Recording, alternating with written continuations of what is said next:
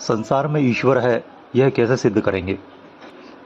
मेरे वीडियोस अत्यधिक रुचिकर तो नहीं होते, परंतु यदि आप इसे पूरा देखते हैं तो आपको विचार करने पर विवश अवश्य करेंगे। मेरे सभी वीडियोस को पूरा देखने के पश्चात आपके जीवन की दिशा और दशा दोनों में निश्चित ही सकारात्मक परिवर्तन आएगा।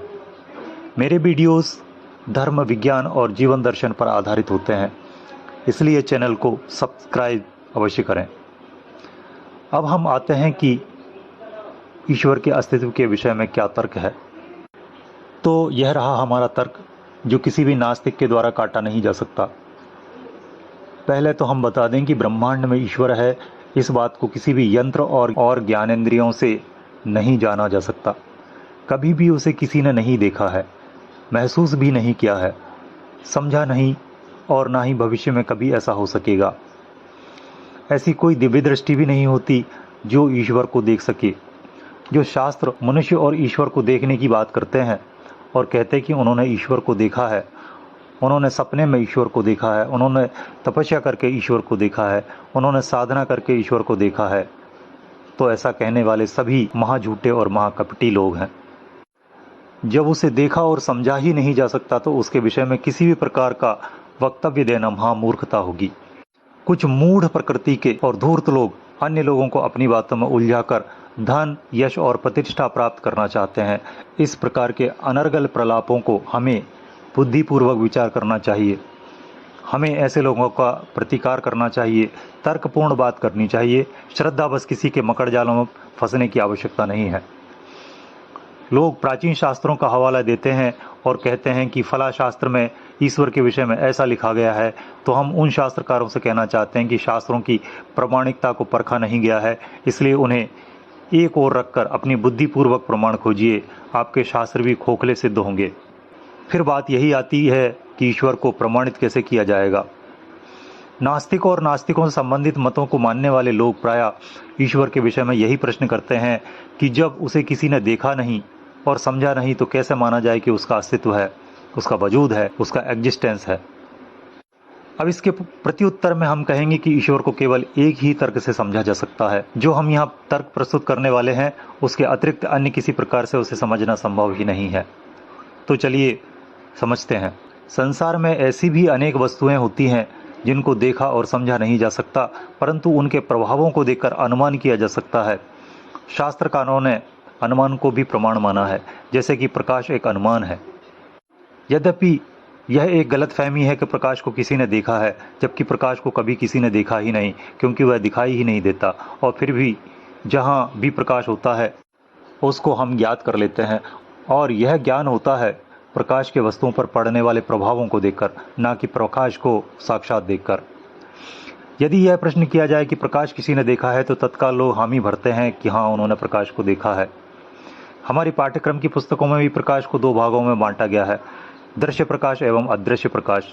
और कथन यह किया गया है कि दृश्य प्रकाश को हम देख सकते हैं, जबकि हम किसी भी प्रकार के प्रकाश को नहीं देख सकते। प्रकाश के विषय में हम केवल अनुमान लगा सकते हैं, और यह अनुमान लगाया जाता है रंग युक्त वस्तुओं को देखकर।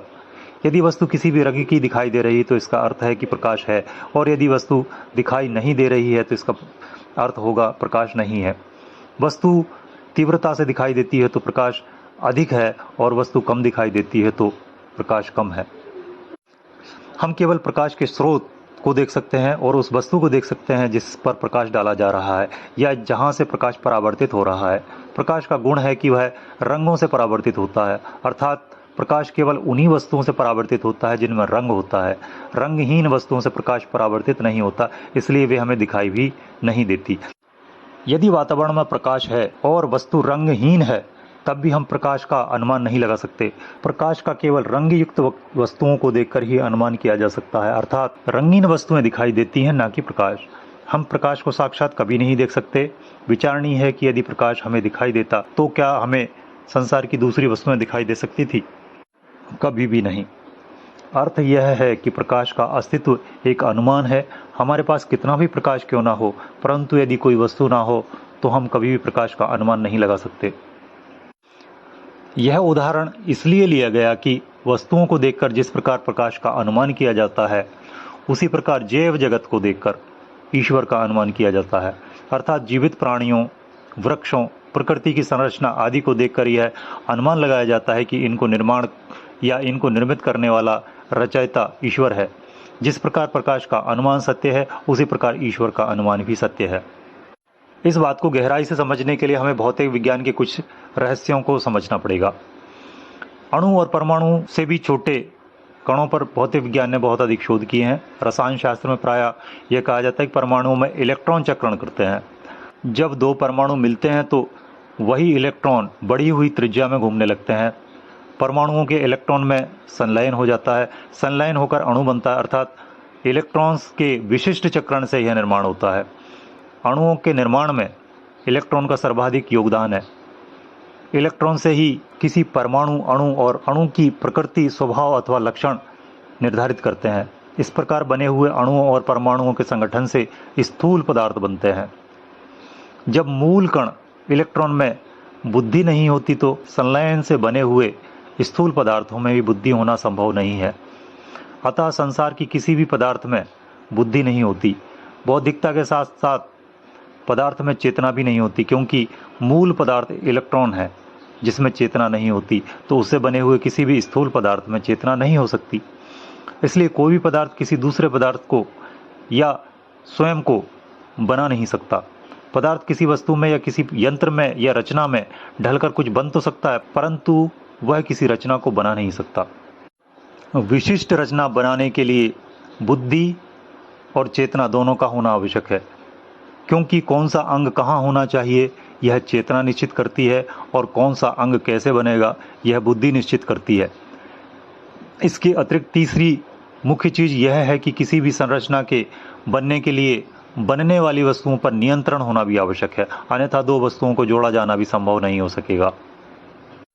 पृथ्वी पर जीव जंतुओं और वृक्षों की विशिष्ट संरचना को देखकर यह प्रमाणित होता है कि ये रचनाएं स्वयं नहीं बन सकती, अपितु रचनाएं बनाई गई हैं, और जो रचनाएं बनाई गई हैं वे अत्यंत क्लिष्ट और जटिल हैं। रचना के अतिरिक्त श्रृंखलाएं भी हैं जो अत्यंत क्लिष्ट और जटिल हैं, जैसे कि भोजन श्रृंखला, प्रजनन श्रृंखला, निवास श्रृंखला, वातावरण, रोग प्रतिरोधक क्षमता, जलवायु आदि अनेक प्रकार की श्रृंखलाएं।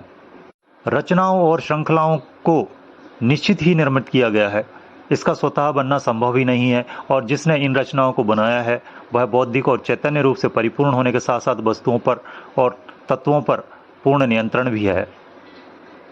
जैसे वस्तु दिखाई देती है, इसका अर्थ है कि प्रकाश का अस्तित्व है, और कोई निर्माण दिखाई देता है तो इसका अर्थ है कि निर्माता का भी अस्तित्व है। निर्माण हो और निर्माता ना हो ऐसा संभव नहीं है। वस्तुओं को देखते हुए हम प्रकाश को नहीं नकार सकते, इसी प्रकार निर्माण को देखते हुए हम निर्माता को नहीं नकार सकते। प्रकाश की उपस्थिति में वस्तुएं दिखाई देती हैं और ईश्वर की उपस्थिति में संरचनाएं बनती हैं। अब इस प्रकार से विचार करने पर निष्कर्ष यही निकलता है कि वह निर्माता हमें किसी भी प्रकार भले ही दिखाई न देता हो, ना ही अन्य किसी अनुभव में आता हो, परंतु बुद्धिपूर्वक विचार करने पर उसके अस्तित्व के प्रमाण पूरे ब्रह्मांड में दिखाई देते हैं। तब हम यही कहेंगे कि जिस प्रकार प्रकाश को नहीं नकारा जा सकता, उसी प्रकार ईश्वर को भी नकारना संभव नहीं है।